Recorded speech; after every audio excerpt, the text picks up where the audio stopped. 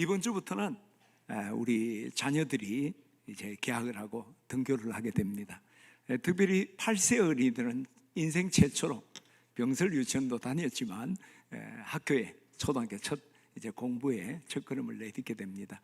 14세, 17세, 20세 우리 자녀들은 중학교, 고등학교, 대학교 캠퍼스를 향해서 등교를 하니까 참 기쁘고 축복할 일이라고 생각합니다.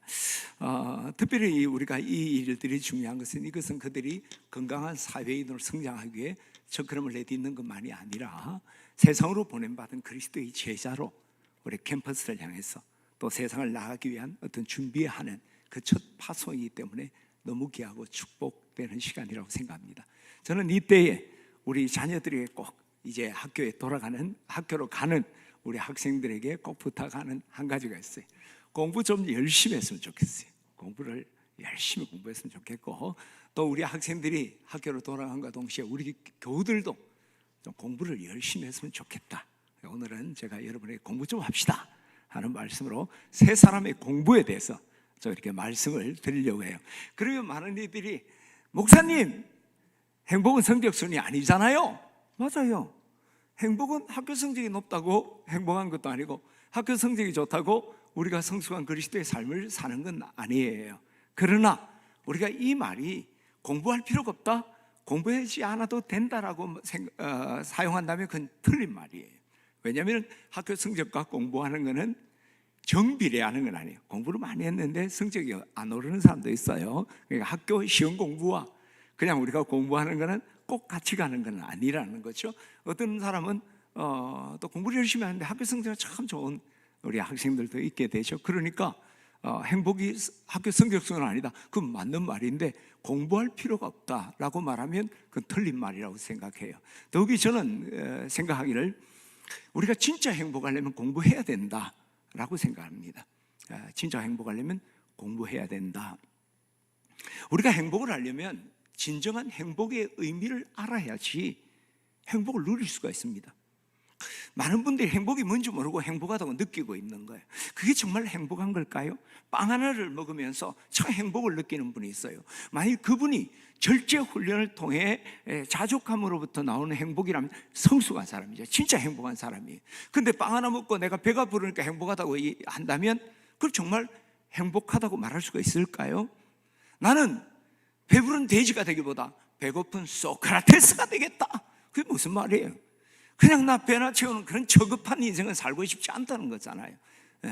우리가 거짓 행복이란 게 있다는 거죠. 우리가 잘 모르면 그게 행복이란 느끼는데, 그게 정말 우리가 알고 절제함을 통해서 누리는 거면 그 사람은 성숙한 사람, 진짜 행복한 사람이지만, 그냥 배부르니까 지금 내 앞에 있는 그냥 내가 그냥 좋으니까 행복하다, 그것을 그렇게 생각한다면 그건 지혜로운 인생이 아니라고 생각합니다. 어쩌면 우리가 지금도 또 과거에도 그런 인생을 살아왔을지도 모릅니다. 제가 정치 이야기 하려는 건 아니에요. 하나의 예를 한번 소개해 드릴게요. 대통령이 정치에 개입하면 될까요, 안 될까요? 이번에 대통령이 가덕도 왔다 해서 시끄러웠잖아요.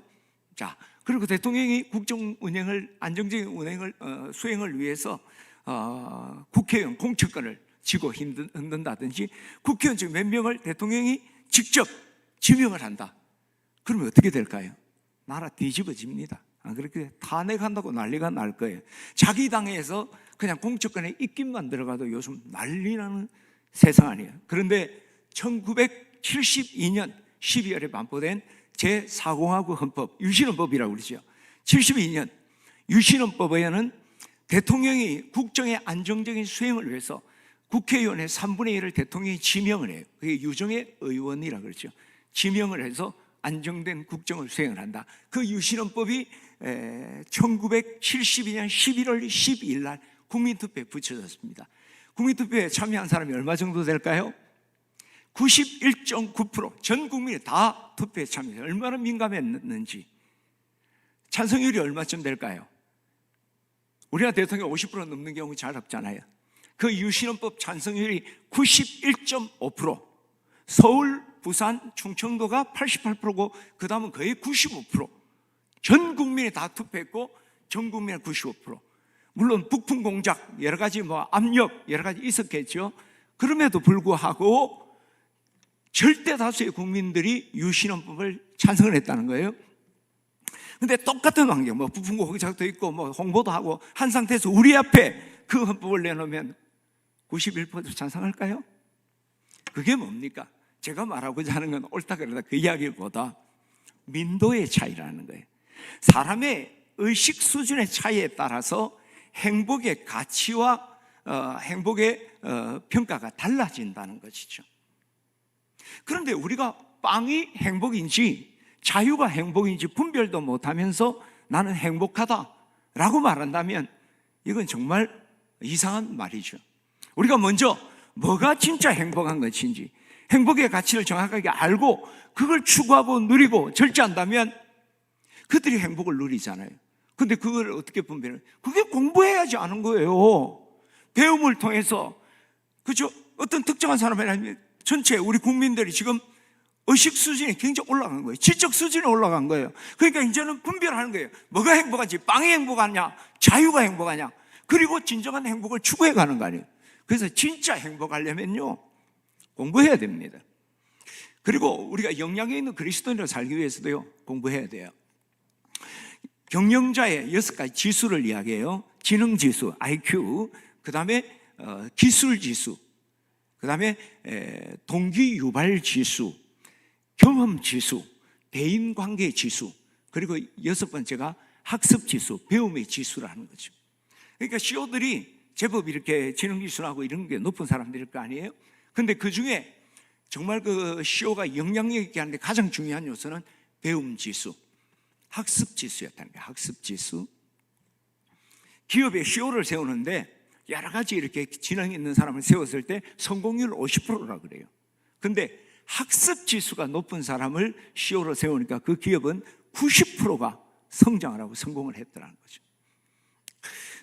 유방이 한 나라를 이제 세우고 난 뒤에 통치 방향을 잘 정하지 못하고 있었습니다. 그때 그 유방의 정치 참모라고 자처하는 고문 역할을 하겠다는 육가라는 분이 그 유방의 공부 열심히 좀 해야 됩니다 하면서 유명한 이야기하죠.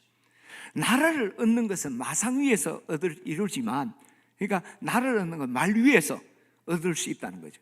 그러나 나라를 다스리는 것은 안상 위에서 이루어진다, 책상 위에서 이루어진다는 거죠.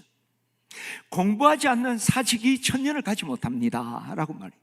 공부해야 됩니다. 공부하지 않으면 힘으로 나라를 얻을 수는 있지만 힘으로 다스리는 건 아니다. 공부를 해야 된다는 거죠.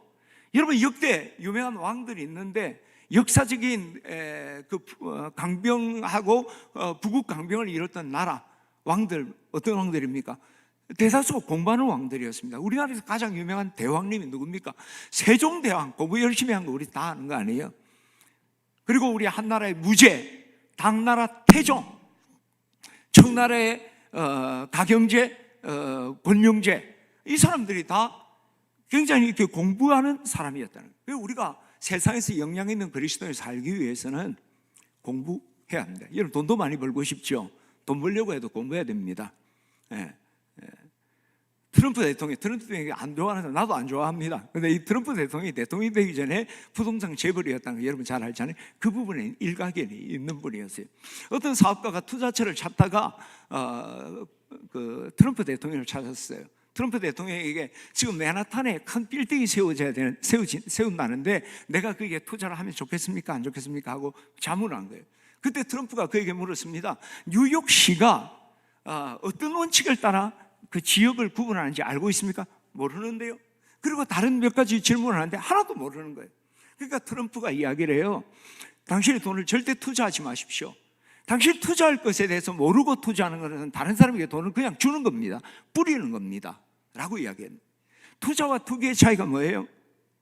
투자는 아는 곳에 자금을 투입하는 걸 우리가 투자라 그래요.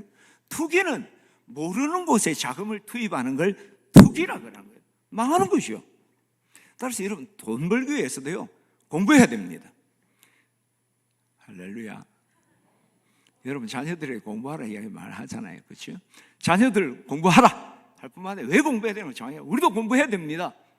더 우리가 공부해야 될 중요한 이유는 우리가 영적으로 성장하고 거룩한 영향력 있는 그리스도인 되기 위해서 공부해야 돼요. 옛날에는 우리 아버님 때도 그랬어요. 신앙생활 잘하면 공부하지 마라 그랬다니. 세상 지식 들어오면 믿음 떨어진다 그랬단 말이에요. 그건 오류예요. 그건 잘못된 이야기예요.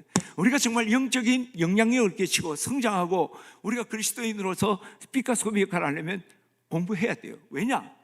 우리가 영적인 성장을 위해서 공부해야 되는 이유는요, 우리가 공부를 해야지 이 하나님 말씀을 더 정확하고 깊이 있게 이해할 수가 있기 때문입니다. 여러분, 우리가 하나님 말씀을 듣고 깨닫고 감동받는 건 전적인 성령의 역사입니다. 사람이 하는 일 아니에요. 하나님 우리에게 들려주시고 감동하시고 깨닫게 하시는 줄 믿습니다. 그럼 우리의 지성은 필요 없느냐? 그렇지 않아요. 하나님은 우리에게 들려주시는 말씀, 깨닫게 하는 말씀을 우리의 지성을 통해 더 정확하고 깊이 있게 이해하기를 원하는 거예요. 비가 우리가 오게 할 수는 없어요. 비를 받는 그릇을 준비하는 건 우리가 해야 되잖아요. 그냥 양평이를 하나 둘 수도 있고 폭이 깊고 깊이가 있는 그 단지를 갖다 놓을 수도 있는 거죠. 우리가 하나님 주신 그 천상의 그 깨달음 진리를 우리가 바로 알려면 우리가 이런 지성을 갖고 있을 때 우리가 더 정확하게 깊이 있게 이해할 수가 있는 거죠. 근데 그 지성이라는 게 우리가 배움을 통해 공부를 통해 이루어지는 거죠. 또한 우리가 이 배움 자체가 우리가 하나님의 말씀을 이해하는 데 도움이 되는 건요, 여러분, 글을 배운 사람과 글을 배우지 못한 사람이 누가 성경을 잘 이해할 수 있겠습니까? 문화와 예술에 대해서 잘 많이 아는 사람, 특히 이스라엘 문화와 그 역사에 대해서 아는 사람과 전혀 문외한이 성경을 들으면 누가 더 잘 이해를 할 수 있겠습니까?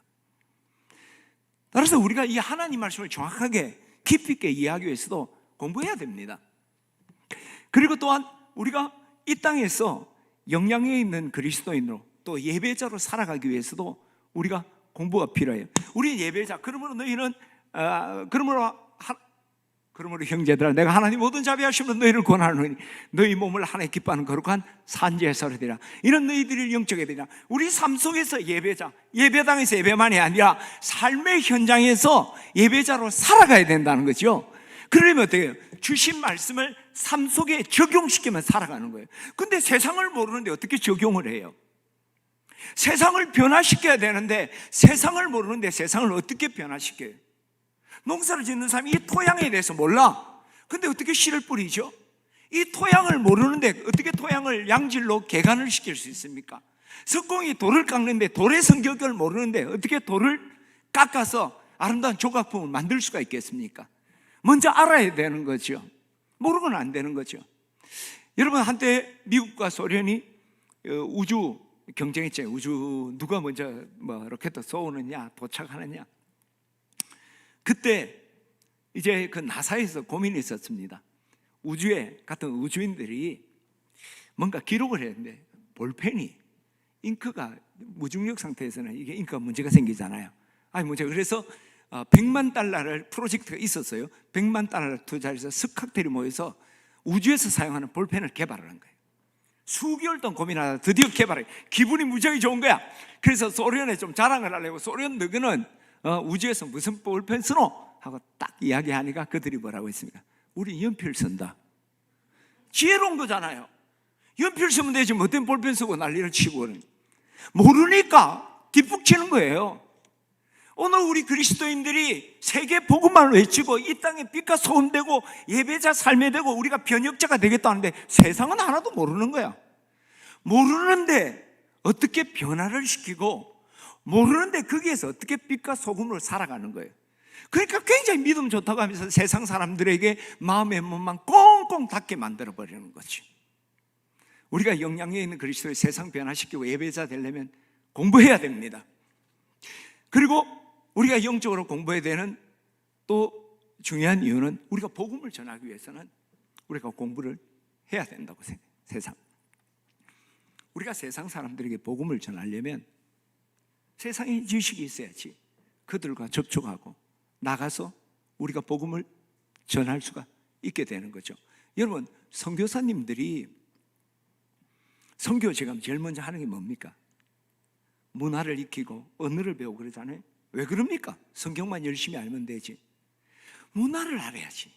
성경을 알아야지 접촉하잖아요. 옛날에 우리 미국 선교사님 피터슨, 이름 조금 헷갈려요. 피터슨 선교사님이라는 분이 계셨어요.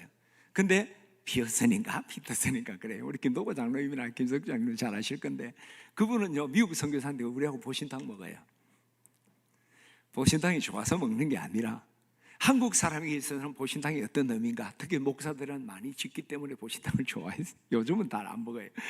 옛날에 그죠?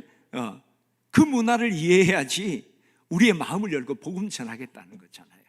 우리 복음 전하려면 세상의 언어를 알아야 되고 문화를 알아야 되고 그들의 생각을 알아야지 열어젖히고 우리가 들어갈 수가 있는 거죠. 여러분, 신약성경이 27권입니다. 이 가운데 13권, 옛날에는 히브리서를 바울이 쓰신다고 했는데 요즘은 아니라고 그러죠. 13권을 바울이 썼습니다. 근데 바울의 서신은요 이야기가 아니라 교리 서신 아주 핵심적인 거예요. 그 중에 로마서, 갈라디아서, 만일 로마서, 갈라디아서가 없었다면 2단, 3단, 100단이 다 나올 거예요. 요즘 성경이 그렇게 분명해도 그 이상한 소리 하는 분들이 많은데 그렇잖아요. 근데 그 로마서, 갈라디아서 바울이 어떻게 쓰임 받을까요? 그 12 제자도 있고 그 귀한 사람들 많은데, 바울은요 그가 개종되기 전에 가말리엘 문화에서 6년 동안 철저하게 유대인 교육을 받았습니다. 정통 유대인, 바리새인으로 구약 성경에 대해서 정통한 사람이었어요. 개종 후에는 그가 헬라와 로마 철학을 철저하게 훈련을 받았어요. 그래서 이방인들의 그 당시에 설교라는 게, 오늘날 우리가 신약 성경이 있지만 그때는 신약 성경이 없잖아요. 구약 성경이 역사적 예수, 지금 우리 얼마 전에 십자가에 못 박힌 이 예수가, 구약에 기록된 그 예수가, 그 메시아가 바로 이 예수라는 걸 변정해 주는 거예요. 논리적으로 설명하고 증명하는 것이 그때는 복음이에요. 그러니까 훈련된 바울이 유대 이 구약의 성경과 또 헬라 문화와 로마 문화에 정통한 그가 그 이방인을 향하여 힘있게 복음 전하고 서신을 쓸 수가 있었던 거죠. 준비된 자를 사용한다는 거예요. 할렐루야. 우리가 정말 이 땅을 향해 복음을 전하고 이 땅을 변화시키려면 우리가 세상의 학문도 공부해야 합니다. 그것이 그냥 학교에서 수학, 영어 공부하는 것만이 아니라 세상의 많은 정보들을 여러분 공부해야 돼요. 할렐루야. 그런 도전이 있기를 축원합니다. 그런데 우리가 그 공부와 더불어 정말 또 공부해야 될 일, 세상 공부 열심히 해야 돼요. 예수만 열심히 해야 되는 게 아니에요. 운문학 개구리 되기 딱 좋아요. 세상 공부 열심히 하세요. 근데 그 공부와 함께 더 열심히 해야 될 게 있어요. 14절 우리 한번 볼까요? 14절 시작. 그러나 너는 배우고 확신한 일 해라. 공부 좀 해라 이 말 아니에요. 너는 좀 배워라. 근데 여기서 배우는 게 뭐예요? 15절에 가면 또 어려서부터 성경을 알았나니 말씀이에요. 성경 공부 열심히 하라는 거예요. 성경 공부해야 된다. 세상 공부해야 되지만 그와 못지않게 성경 공부해야 된다. 왜 성경을 공부해야 될까요? 성경을 더 많이 배워야 될까요? 우리가 이 성경을 통해 구원받고 성경을 통해 성숙한 그리스도의 삶을 살고 성경을 통해 진정한 신앙의 자유를 우리가 만끽할 수 있습니다. 오늘 본문에도 보게 되면 3장 15절에 또 어려서부터 성경을 알았나니 이 성령은 능히 너로 하여금 그리스도 예수 안에 있는 믿음으로 말미암아 얻는 구원의 믿음으로 말미암아 주어지는, 믿음으로 말미암아 구원에 이르는 지혜가 있게 하느니라. 믿음으로 얻는 그 구원에 대한 지혜를 우리에게 가르쳐 주신 거죠. 또한 모든 성경 하나님의 감동으로 된 걸 교훈과 책망과 바르게 한과 어로 교육하기 유익하니 이는 모든 어로 유익하니 이는 하나님 앞에 온전하게 하는 모든 선한 일을 행할 능력을 갖추게 하느니라. 이 성경이 우리가 하나님 앞에 성숙한 자 되게 한다는 거예요. 이 성경 말씀이 우리로 하여금 선한 일을 행할 파워가 이 하나님 말씀으로도 주어지는 거죠. 요한복음 8장 32절에 보면 진리를 알지니 진리가 너희를 자유케 하리라. 제자훈련, 사역훈련 오늘도 수료합니다만은 이렇게 마치면 마지막에 이제 피드백을 하잖아요. 받은 은혜 이야기해 봅시다. 그러면 그동안 제가 20여 년 해오는 동안에 많은 분들이 이 사역훈련 마치고 신앙이 참 자유롭게 되었습니다. 전에는 열심히 했는데 뭐 어두컴컴한 게 그냥 밤에 일어나서 화장실 가서 그냥 떠듬떠듬 하듯이 열심히 했는데 뭔가, 근데 이제는 불을 환하게 켠 것처럼 막 뛰어가도 그냥 걸거치지 않게 갈 수 있는 그런 자유. 이게 성경을 우리가 알게 될 때 주어지는 은혜예요. 진리를 아니까 자유하지. 어둠 속에는 얼마나 우리가 움츠려 있습니까? 환하게 빛이 밝아지니까 모든 것이 그것이 그것이고 이것이 이것이구나 하는 걸 깨달아지는 역사가 우리가 하나님 말씀을 알 때 주어지는 거예요. 우리 신앙은 자유입니다. 그러나 방종은 아니에요. 방종은 뭣도 모르고 질서 밖에서 하는 거 우리가 방종이라 그래요. 우리가 자유, 정말 신앙의 자유, 침례교의 정신 중에 첫 번째 자유예요. 이 자유가 어디서 느는가? 진리를 아니까 그 진리로부터 이제까지 거짓 사탄이 꾀임에서 휘둘리고 놀아나던 내가 이야 이거구나 자유를 누리는 거예요. 할렐루야. 여러분 구원받고 성수된 그리스도인 그리고 정말 진리 안에 자유하기를 원한다면 성경을 공부하게 되기를 주의 이름으로 축원합니다. 뿐만 아니라 우리가 이 성경을 공부할 때 우리가 세상과 타협하지 않습니다. 또 우리가 하나님을 오해하지도 않아요. 그리고 이 세상을 변화시키는 진짜 힘이 거기서 나오는 거예요. 앞서 언급한 것처럼 세상 지식을 알면 세상을 알고 그래서 세상을 변화시키고 우리가 예배자의 삶을 산다고 그랬잖아요.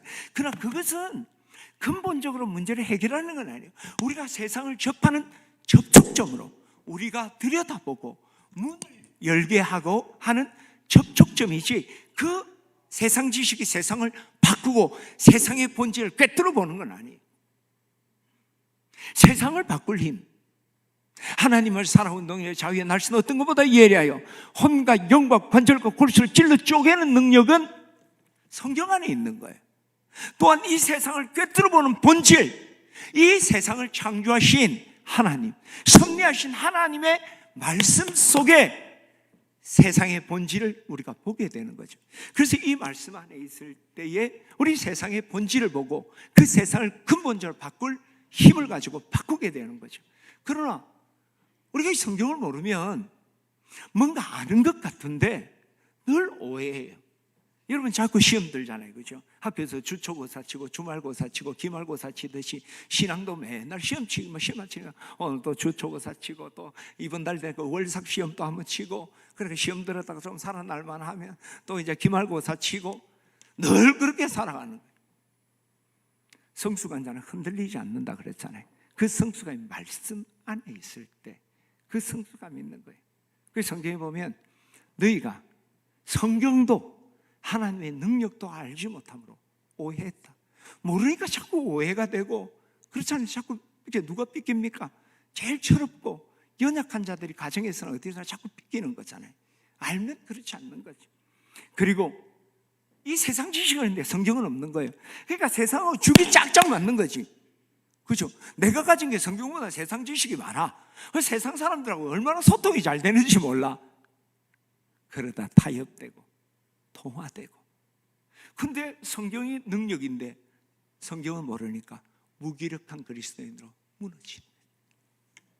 참 짝이 없이 참 불쌍하고 그게 신앙의 세속화 아니에요. 여러분 만유인력의 법칙 아시잖아요. 모든 물체는 서로가 끌어당기는 힘이 있어요. 현대집사하고 내가 있으면 현대집사도 나를 끌어당기는 힘이 있고 내가 현대집사를 끌어당기는 힘이 있어요. 근데 질량이 큰 쪽으로 끌려가는 거예요. 여러분 차가 큰 컨테이너 트럭 가면 여러분 차 모닝 타고 가다 보면 뭔가 그 밑으로 들어가잖아요. 자꾸 핸들을 막 잡잖아요. 우리 진봉승 권사님 아주 막 그냥 리얼하게 공감이 오고 있다. 그게 만유인력이라는 거예요. 질량이 큰 것이 걸어가는 거예요. 여러분 우리 지식도 마찬가지입니다. 세상의 지식이 있고 성경적 지식이 있는데 세상 지식이 더 힘이 세면 성경 지식이 거기에 따라가는 거예요. 끌려가는 거예요. 그 예수 믿는데 이상하게 예수 믿는 거예요. 성경을 세상적으로 해석을 하고 막 그래요. 타협하고 동화되어지고 무너지고 결국은 하나님 그 세상 지식 때문에 하나님 더 멀리 가는 거죠. 근데 하나님 말씀이 우리 안에 충만하면요 세상 지식은 나에게 칼과 같은 거예요. 자위에 날쓰는 것보다 예리해 혼과 영과 관절 골수를 찔러 쪼개는. 세상 지식만 있으면 그 칼이 나의 목을 겨누는데 이 세상 지식이 내가 하나님 말씀 속에 그걸 가지면 세상을 정복하고 변화시킬 수 있다는 거예요. 할렐루야. 어느 회사에 직원이한테 똑똑한 직원을 채용을 했어요. 너무 똑똑해. 근데 문제는 사장이 좀 어리버리해. 어떻게 됐을까요? 그 똑똑한 직원 때문에요 회사가 날로 성장을 하는 거야. 너무 똑똑해. 근데 어느 시점에 한계가 있는 거예요. 여러분 사장이 앞만 멍청해도 사장이 보는 거하고 직원이 보는 건 달라요. 보는 각도가 벌써 시각이 달라요. 그리고 권위가 다르잖아요. 직원이 암만 똑똑하다고 지가 마음대로 하는 건 아니잖아요. 결국은 몰락하는 거예요. 근데 직원이 똑똑한데 사장은 더 똑똑한 거야. 그러면 어떨까요? 이걸 우리가 금상첨화라 그러는 거예요. 그렇잖아요. 똑똑한 그 직원을 멋지게 활용해서 기업을 아주 놀랍게 성장시킬 수 있다는 거예요. 똑같은 거예요. 사장이 누가 하느냐? 세상 지식의 사장 되면 냄새 푹푹 나는 그런 신앙의 삶 사는 것이고, 하나님 말씀이 지분을 더 가지고 있는 거예요. 하나님 말씀이 내 안을 더 강하게 붙들고 있으면 세상 지식을 가지고요, 특히 지식이 많으면 많을수록 세상을 멋지게 정복하면서 살아갈 수 있다는 거예요. 할렐루야! 여러분 공부 열심히 하십시오. 그런데 그 열심보다 더 열심히 성경을 공부하십시오. 여러분 자녀에게도 공부해야 됩니다. 억수로 열심히 해야 돼요. 똑똑해야 돼요. 근데 성경을 더 많이 공부하도록. 성경 공부하지 말고 세상 공부하지 말고 성경만 하라. 그건 틀린 말이에요. 열심히 하세요. 성경을 더 열심히 가르치고 또 배우는 우리 교우들 되시기를 주의 이름으로 축원합니다. 또 우리가 성경을 공부해야 되는 중요한 이유는요, 성경을 진짜 우리가 공부할 때 내 인생이 가치 있고 내 인생이 정말 행복하게 살 수가 있다. 우리가 앞에 세상 지식 알면 행복을 알고 한다 했잖아요. 근데 그건 짝퉁이에요. 세상이 말해주는 행복은요, 그냥 그저 우리가 소위 말해서 정신적인 좀 높은 수준의 행복을 이야기하죠. 진짜 행복은 아니죠. 진짜 행복은 우리가 성경 속에 있는 거예요. 여러분 지금부터 잘 기억하세요. 하나님이 우리를 창조하시고 지금까지 주님께서 나를 통해 일하시고 또 주님 사역하는 것은요, 다 하나님의 분명한 계획을 따라 이루어진 거예요. 내 창조와 그대로 너희 살아가는 대로 살아가는 게 아니라 하나님 우리를 창조할 때부터 우리를 구원하시고 오늘 이 자리에 이기까지 철저하게 하나님의 계획을 따라 우리를 이끌어 오셨다. 할렐루야. 자, 성경을 우리 한번 보겠습니다. 에베소 1장 11절을 보겠습니다. 시작. 모든 일을 그의 뜻의 결정대로 일하시는 이의 계획을 따라 우리가 예정을 입어 그 안에서 기업이 되었다. 그의 뜻의 결정대로 일하시는 이의 계획을 따라 우리가 예정도 있고 구원받고 오늘 이 자리에 있는 거예요. 할렐루야. 마태복음 10장에 보게 되면 참새 두 마리가 한 아사리온에 팔리는 것이 아니냐. 아사리온이 한 데나리온의 16분의 1이에요.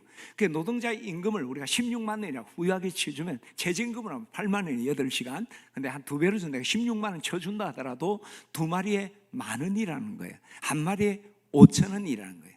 그러나 너희 아버지께서 허락하지 않으면 그 하나도 땅에 떨어지지 않는다. 할렐루야.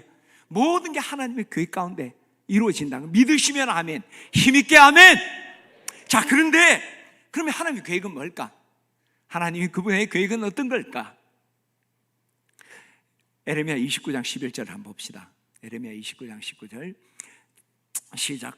여호와의 말이니라. 하나님께서 말하는 거예요. 이거 내 말이다. 중요한 말할 때 하나님 꼭 이야기하시는 거죠. 29장 11절 시작. 여호와의 말씀이니라. 너희를 향한 나의 생각을 내가 하나니 평안이요 재앙이 아니라 너희에게 미래와 희망을 주는 거야. 자, 하나님이 말씀해. 여호와의 말씀이다. 너희를 향한 나의 생각을 내가 한다. 몇 번 거듭거려. 평안이요 재앙이 아니라 너희에게 미래와 희망을 주려는 것이다. 할렐루야. 여러분, 우리 하나님께서 우리를 향한 계획은요 최선이에요. 우리에게 최고의 축복, 베스트라는 거죠. 할렐루야. 하나님을 사랑하는 자, 그때로 부르심을 입은 자들에게는 모든 것이 합력하여 선을 이루느니라. 할렐루야. 정말 감사하잖아요. 하나님 우리의 계획은 그래요. 그것이 1년 단위인지 10년 단위 내 인생, 그렇죠. 그게 하나님은 전반전에 꼬리를 이렇게 해서 이 경기를 이기게 할 수도 있고, 전반전에 지고 있다가 역전해서 이기게도 할 수 있고, 하나님 페널티킥으로 이기게도 할 수 있고, 전반전에는 내 계획은, 하나님을 향한 나의 계획은 재앙이야. 어떨 때는 하나님 나를 너무 힘들게 해, 섭섭해. 그러나 분명한 사실은 이 경기가 끝날 때 그것은 재앙이 아니라 평안이다. 할렐루야. 우리 정현태 집사님을 향한 하나님의 계획은 평안입니다. 믿으십니까? 정현태 집사님 미래를 향한 하나님의 계획은 희망이에요. 할렐루야. 끝났지? 기도 제목 끝났지? 요즘 고민을 많이 하고 있거든요. 하나님의 계획은 우리가 내일의 희망을 우리에게 주시는 거예요. 그게 언제일지 모르지만 우리 그걸 생각하면 믿음으로 가잖아요. 그러니까 우리가 정말 가치 있고 행복하게 살려면 어떻게 살아야 될까요? 하나님의 계획대로 사는 거예요. 우리의 인생의 불행과 어긋난 것은 하나님의 계획대로 살지 못했기 때문이에요. 건축물이 부실한 이유가 뭐예요? 건축사의 설계도대로 시공하지 않기 때문에. 한 30, 40대의 젊은 건축사가 건축사 자격을 따고 설계를 했어요. 근데 이게 잔뼈가 그냥 건축 현장에서 굳은 그 이제 나이 많은 시공회사 소장님이 딱 보니까 이거 안 봐도 내 한다 조금만. 어떻게 됐을까요? 여러분, 건축 설계대로 집을 지으면 물이 셀까요? 안 셀까요? 셀 수가 없어요. 그게 김재덕 장로님이 설계를 하는 게 아니고 교본이 있는 거예요. 이게 시멘트를 얼마를 내면 그건 철근을 얼마나 넣고 어떻게 해야 된다, 그대로 하는 거예요. 시공할 때 통밥으로 하는 거예요. 멋있게 건물이 되느냐 안 되느냐, 그건 건축사의 재주에 따라 다를 수 있지만, 건축사는 그죠? 이 건축사가 그만 만드는 게 아니거든요. 구조 설계사가 있어요. 이 구조가 뼈대가 올라가는데 몇 층까지 올라가요. 그건 건축사가 하는 게 아니라 또 이 구조물을 하는 설계사가 있어요. 그 교본대로 하는 거예요. 내 통밥으로 하는 게 아니에요. 정확하게 수학적인 계산한 거기에 따라서 설계를, 그걸 갖다가 아름답게 모양을 만들어내는 거죠. 근데 설계대로 안 하는 거지. 우리도 마찬가지예요. 하나님이 나를 향한 계획이 있는 거예요. 그 계획대로 한 걸음 한 걸음, 힘들어도 어려워도 결국 궁극적인 승리는 내게 있다 하는 거 보고 한 걸음 한 걸음 걸어간다면 문제 없죠. 근데 좋을 때 따라가고 아닐 때 내 멋대로 가고 경로 이탈하고, 그러니까 거기에서 잘 되는 것 같은데 그게 부실 시공이, 내 인생의 집이 부실하게 무너지게 되는 거죠. 저는 우리 교우들이 여러분 정말 가치 있고 또한 행복하게 살기를 원한다면 여러분 하나님의 계획을 발견하고 그 계획대로 살기를 축원합니다. 근데 그 하나님이 나를 창조하시고 오늘 이 땅을 이끌어가는 계획이 어디 있습니까? 이게 하나님의 설계도 아닙니까? 그렇잖아요. 이 하나님께서 내가 이렇게 할 것이다, 하나님의 궁극적인 계획을 말씀을 통해 우리에게 들려주는 거예요. 이 성경의 설계도 따라 너의 인생과 공동체의 모든 것을 한 걸음 한 걸음 나가라 주신 거예요. 그래서 성경 공부를 해야지. 성경을 알아야지 설계도도 안 돼. 설계도는 접어놓고 통밥 때리는 거야. 그냥 생각대로 대충 그렇게 하지. 여러분 비 안 오게 하려면 위에 비닐 덮어보면 됩니다. 그렇잖아요. 비닐 뚫고 비 안 들어오죠. 그건 나도 할 수 있어. 근데 단열에 문제 생기잖아요. 그게 또 뭐랄까 이게 수명을 좀 수준 있는 말로 뭐라 그러죠? 그죠? 그러니까 그게 내 통밥을 하다 보니까 문제가 다 일어나는 거죠. 저는 오늘 여러분 하나님의 말씀 더 깊이 연구하고 묵상해서 그 말씀대로 살아 가치 있고 행복한 인생 살기를 주의 이름으로 축원합니다. 정말 우리가 성경을 공부해야 되는 중요한 이유는요, 성경을 공부해야지 우리가 세상에 거짓 영, 미혹하는 영에게 우리가 미혹되지 않는다는 거예요. 자, 오늘 본문에 뭐라고 했습니까? 그러나 너는 배우고 확신한 일에 가라. 그러나를 역접속사라 그러잖아요. 뒤집은 거예요. 그러나. 그럼 무슨 뜻이에요? 앞의 내용과 반대된다는 거예요. 13절이 뭡니까? 우리 같이 한번 볼까요? 곧 시작. 곧 악한 사람들과 속이는 자들은 더욱 악해져서 속이기도 하고 속기도 안 하니, 악한 자과 속이는 사람이 있는데 갈수록 더 악해지더라고요. 그래서 속이고 지도 속고 막 그러더라고요. 그러나 너희는 배우고 확신한 일에 가라. 이게 무슨 말입니까? 너희들 속고 속이지 않으려면 성경 공부하라 이 말 아닙니까? 하나님 말씀 모르니까 거짓 영과 미혹하는 영에게 속절없이 무너지는. 오늘 우리 주변에 우리가 미혹하는 이단은요 별 문제도 안 돼. 이제는 아니까 이 미혹당하는 게 문제. 교회 안에도 요즘 막 그냥 기독교라는 이름 안에서 여러 가지 사상들, 우리 목사들이나 교인들요 건강하고 정상적인 사고를 가진 사람은 이거 다 문제가 있는 거 알아요. 이단이라기에는 좀 그렇지만 결코 이게 성경이 말한 신앙의 모습이 아니라는 걸 알아요. 그런데 그게 휘둘려가는 거예요. 분별도 못하고, 그리고 더 큰 문제는 그것을 신령하다 생각하는 거예요. 신령하다. 세대주의, 신사도 운동, 뭐 또 요즘 부의 이동 이런 이야기도 많이 하잖아요. 그렇죠? 이단 이야기는 아니에요. 그러나 결코 성경이 가르쳐요. 부의 이동이란 출애굽 때 이스라엘 백성들이 애굽 재산들 다 가지고 이동했듯이 이제 하나님이 그 기독교인들에게 그 세상의 짐으로 부어준다. 기분 할렐루야잖아요. 그게 건강한 성경 해석은 아니에요. 그런 것이 우리를 왜 그럴까요? 성경도 하나님 능력도 모르기 때문에 오해하는 거예요, 자꾸. 그리고 그것이 신령한 거라고 그 사람들이 또 말도 안 되는 이야기인데 떠들면 우리는 거기 가서 막 그냥 열광을 하고 있는 거예요. 근데 여러분도 알잖아요. 성경에 그런 게 그 한 구절이 아니라 그 성경 문맥에 그것을 말하고 있습니까? 예수님이 그랬습니까? 바울이 그랬습니까? 반대로 하지 않았습니까? 성경, 그러면 우리가 질문하죠. 그 일을 하는 사람이 목사들인데요. 맞죠? 목사님들. 목사님 성경 아는데 왜 그럴까요? 편견에 빠져. 요즘 우리가 비시디아 안디옥에서 회당에서 바울이 설교하는 거를 공부하고 있죠. 이때는 끄떡끄떡하세요. 날샘에 나오는 거예요. 그래야지 하는 것처럼 보이는 거예요. 그죠? 싹 아는 것처럼 웃어야 돼. 거기서 설교하면서 바울이 이제 설교에 이렇게 쭉 하는 가운데 침례 요한을 유대인들이 굉장히 칭송하는 장면 나오잖아요. 또 유대 회당에서 이들이 선자의 글을 듣고 막 외워요. 침례 요한, 유대인들은 침례 요한을 칭송하고 존경해요. 근데 침례 요한이 한 일이 뭡니까? 오실 메시아의 길을 예배하고, 그죠? 그를 소개했던 사람. 근데 이상해요. 침례 요한은 그를 칭송하는데 침례 요한이 예배하고 칭송했던 그 예수님은 십자가에 못 박아 죽인다. 선지서의 핵심이 뭡니까? 오실 메시아에 대한 예언이잖아요. 그걸 달달 외움에도 불구하고 그 오신 예수님을 십자가에 못 박았다. 왜 그럴까요? 무지하게 편견. 이 편견이 지식을 한쪽에 골똘하는 거예요. 그러니까 이것만 돌고 파는 거예요. 그러니까 여기에서는 탁월한 건데 모든 것이 같이 우리가 짝이 맞는 거잖아요. 문맥이라는 게 있는 거예요. 문맥이.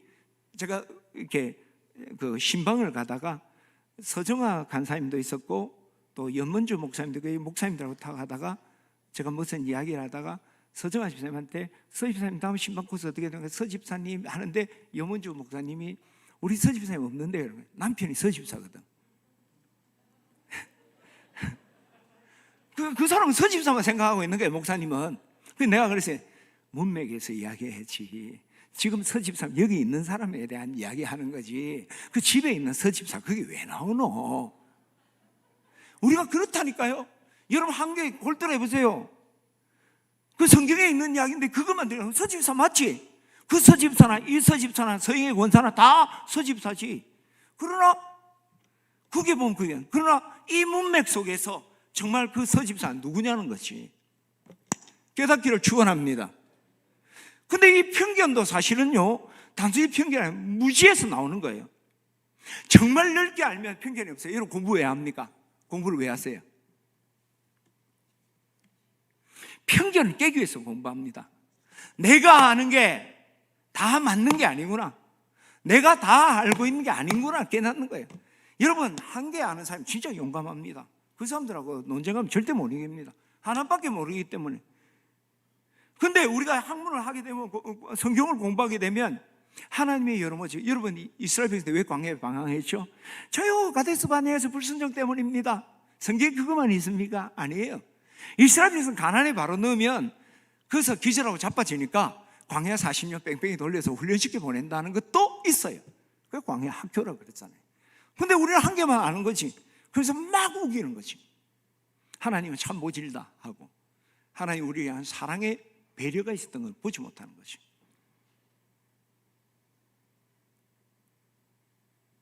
철학에서 우리가 알을 이야기할 때 어떻게 이야기하냐면은 무지의 내가 무식하다, 무지하다는 걸 아는 것이 모든 알의 출발이다.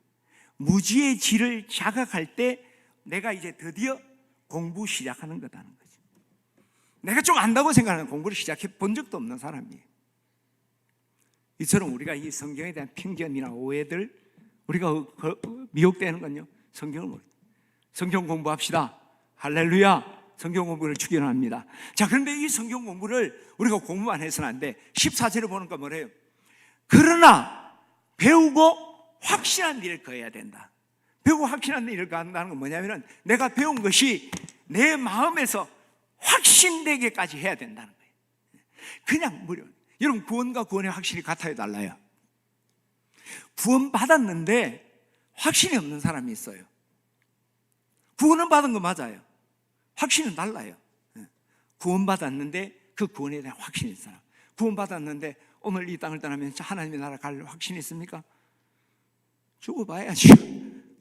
구원은 받았어요, 그분이. 예수 믿고. 그러나 확신이 없는 거지. 오늘 하나님의 말씀을 수없이 받았죠. 그래서 확신을 갖지 못하는 거지. 그럼 이 확신은 어떻게 해요? 이 확신을 다른 말로 하면 체험적 신앙이라는 거예요. 하나님의 말씀이 내게 체험될 때 확신이 되는 거지.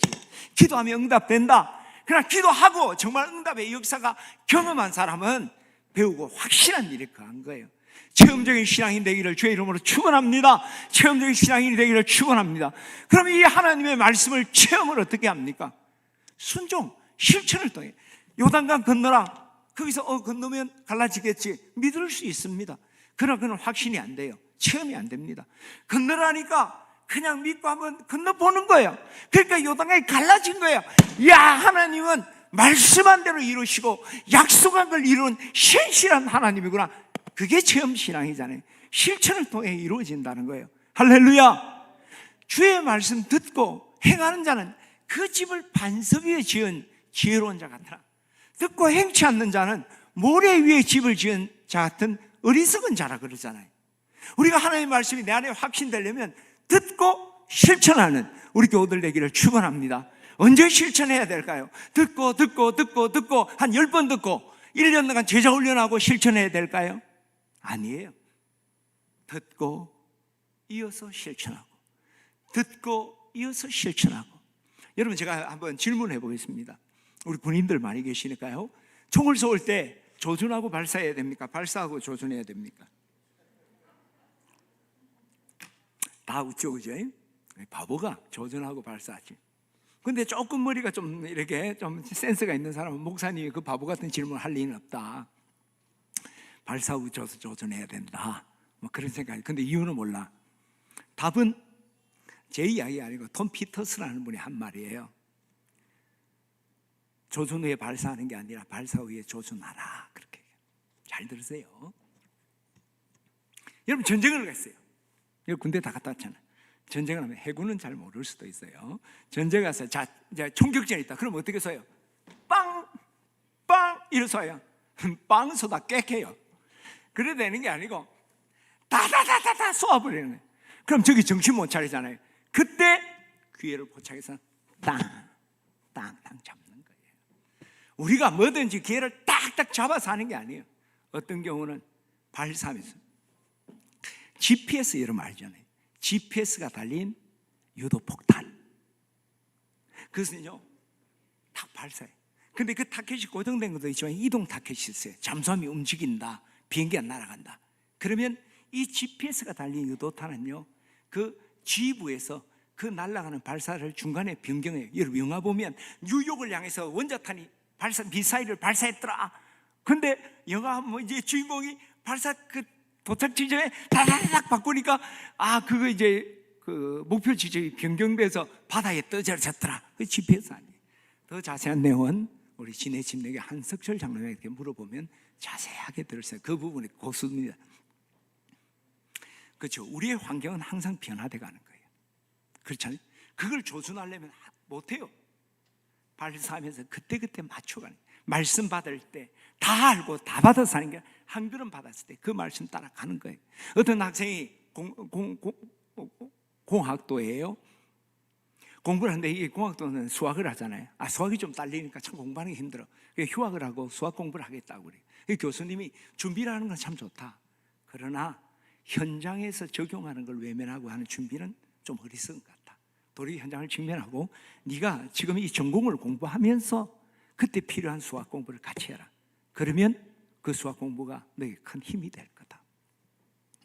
여러분, 우리가 모든 걸 다 해놓고, 그죠? 내가 리더십을 다 배운 후에 리더십을 발휘한다, 그게 아니에요. 리더십을 배우면서 그때 리더십을 발휘하면서 그 리더십을 더 견고하게 만들어가는 거예요. 그 우리 교회는 사역훈련하면요, 사역훈련 반장이 목자예요. 제자반은 가르치는 사람이 목자인데, 그분이 다 해요. 나는 공부만 가르쳐. 그분이 휴가 가자면 휴가하고, 뭐 놀러 가자면 놀러 가고, 반장. 왜? 사역훈련 후에 실습을 통해서 현장에 나갈 준비를 하는 거지. 할렐루야. 말씀도 똑같아요. 말씀 받는 순간 다 알고 하겠다 하면 못해요. 받을 때 바로 첫걸음 내딛고 또 첫걸음 내리면 우리가 정말 견고한 반석에 지은 신앙의 집을 여러분 짓게 될 줄 믿습니다. 그러면 우리가 이제 성경을 공부하고 실천을 해야 되는데 언제 해야 될까? 오늘 성경에 보면 뭐라 했습니까? 배우라 그랬죠. 그러나 너는 배우고 확신해야 돼. 배운다는 게 부정과거형이에요. 과거에 배웠다는 거예요. 디모데는 어릴 때부터 배워왔다는 거예요. 15절에도 보면 뭐라고 했어요? 또 어려서부터 성경을. 여러분, 성경 공부는요, 조기 교육해야 됩니다. 세상 조기 교육만 해요. 우리가 아까 중력 이야기했잖아요. 만유인력, 힘 생각에 끌려간다. 누가 사장님이냐 하는 것도 있지만요, 선착순도 있어요. 우리가 선입견, 사람은 처음 들은 정보가요, 모든 걸. 내가 수경자매에 대해서 좋은 이야기를 먼저 듣고 수경자매하고 대화를 하면 긍정적이에요. 내가 수경자매에 대해서 나쁜 이야기를 듣고 아무리 수경자매가 좋은 모습을 해도 부정적으로 보입니다. 어떤 것이 먼저 내 마음과 머리를 주장하느냐. 그래서 우리가 하나님의 말씀이 먼저 들어가요. 그래서 어린이들에게 우리가 교육을 하기 전에, 세상 지식을 배우기 전에 성경이 먼저 그들을 주장하면 그것이 조성사가 되는 거지, 사장님이 된다는 거죠. 어려서 가르쳐야 돼요. 그럼 우리는 나이 많으니까 할 필요 없네? 아니요. 우리는 내일보다 젊어요. 사진을 언제 찍어야 될까요? 오늘 찍어야 돼요. 사진 한번 비교해 보세요. 참 불행해요.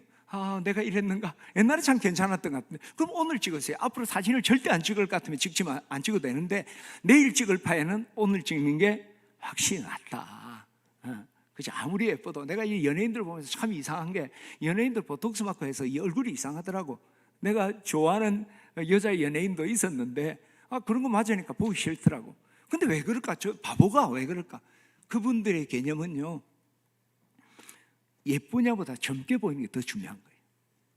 그러니까 땡땡이가 윤곽이 좀 이상하게 되더라도 젊게 보이려고 하는 거예요. 연예인들이니까. 우리도 내일보다는 오늘이 젊어요. 성경 이번 3월부터 성경 시작합니다. 꼭 하시기를 바랍니다. 그럼 누가 가르쳐야 될까? 누가 가르쳐? 오늘 보니까 너는 누구에게서 배웠으며 라고 나오죠. 그 누구에서가 티논이라는 단어를 쓰는데 티스의 복수형이에요. 그러니까 정확하게 번역하면 너는 누구에게 배웠느냐 이 말이에요.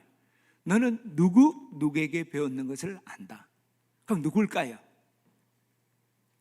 디모데후서 1장 5절에 보면 그 믿음은 내 외조모 로이스와 내 어머니 유니게 외할머니와 어머니로부터, 또 바울, 삼박자.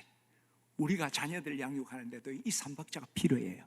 학교 선생님이 있어야 돼요. 공부 배워야 돼요. 교회 선생님이 있어야 돼요. 성경 가르쳐야 돼요. 우리 부모가 컨트롤 타워가 되는 거예요. 세상 지식과 하나님의 말씀을 이 아이가 우선순위를 갖고 또 그것을 잘 적절하게 할 수 있도록 그냥 여놈의 짬뽕 돼요. 그치? 탕수육 할 때 찍어 먹어요? 부어 먹어요? 여기에도 철학이 있어요. 어떤 사람은 부어 먹어야 된다고 막 강조하는 거예요. 어떤 분은 찍어 먹는다. 그것을 부어 먹을 건가 찍어 먹을 건가, 부모가 그것을 잘 컨트롤해서 세워나갈 때 디모데 같은 귀한 아들이 탄생합니다. 할렐루야. 근데 그러려면 내가 알아야지. 내가 가방줄이 좀 돼야지 뭐 공부도 가르치고 어떻게 할 텐데. 그러니까 우리가 먼저 성경 공부해야 돼요. 알아야지 면장도 안 냈잖아요. 우리가 알아야지 자녀들을 잘 컨트롤해서 정말 세상 지식과 하나님의 말씀을 잘 조화롭게. 학교에서 진화론을 배워왔는데 성경은 창조론이라고. 여러분 어떻게 해야 돼? 믿어! 옛날에 연예인교회에서 실제로 있었던 일이에요. 이제 구봉서 장로하고 이제 성경 공부를 하는데 한 연예인이 그 동정이가 탄생하니까 이거 안 된다, 이거 못 믿겠다 자꾸 이야기하니까 구봉서 장로가 그랬다는 거예요. 아니 자기 신랑 요셉이 믿는다는데 네가 왜 못 믿는다 그래? 그렇게 막 그냥 우격 따지고 나면 젊은이들이 소통이 안 되잖아요. 그죠? 네. 공부하시기를 축원합니다. 이번 3월부터 시작된 이 성경 공부, 여러분 그걸 배우고 여러분들 실천하고 배우고 확신한 데 거해서 여러분 자녀들과 손주들에게 가르치고 훈련하는 지내침례의 모든 교우들 되시기를 주의 이름으로 축원합니다. 기도하겠습니다. 하나님 아버지 감사합니다. 오늘 우리가 자녀들을 학교로 보내며 우리가 공부의 소중함을 우리가 깨닫게 하시니 감사합니다. 하나님, 그러나 우리가 이 공부도 소중하지만 그보다 더 중요한 것은 성경을 공부해야 되는 걸 우리가 깨달았습니다.